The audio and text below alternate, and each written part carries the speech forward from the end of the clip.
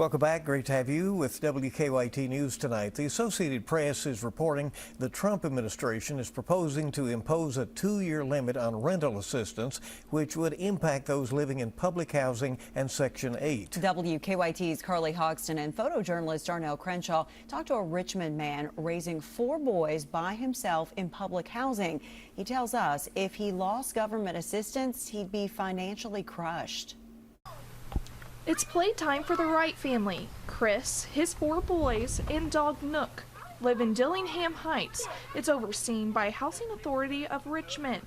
Wright is watching the news about the proposed rule by HUD and the Trump administration that would limit people in Section 8 and low-income housing to 2 years of assistance. And if he did that, and if I was limited to 2 years, it would devastate me and my children. It would devastate us. I mean, there's no question around that. And I'm a Trump supporter. I'm a Trump fan. Well, obviously there's been things that's been going on that's brought that into question. This new rule would exempt the elderly and the disabled.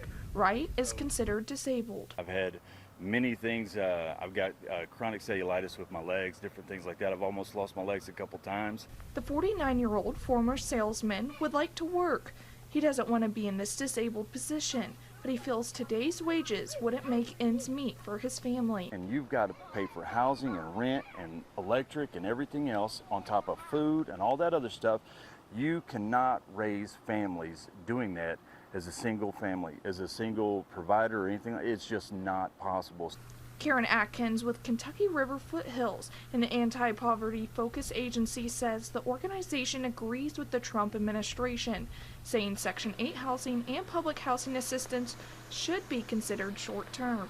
And ideally it's supposed to, solve a crisis at the time, and then hopefully what we can do is work with individuals on how to get out of Section 8 housing. For now, Wright, a single dad with no car, is trying to raise his 4 boys without concern of losing his housing.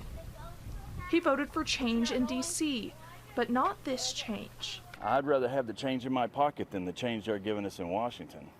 In Richmond, with photojournalist Darnell Crenshaw, Carly Hoxton, WKYT.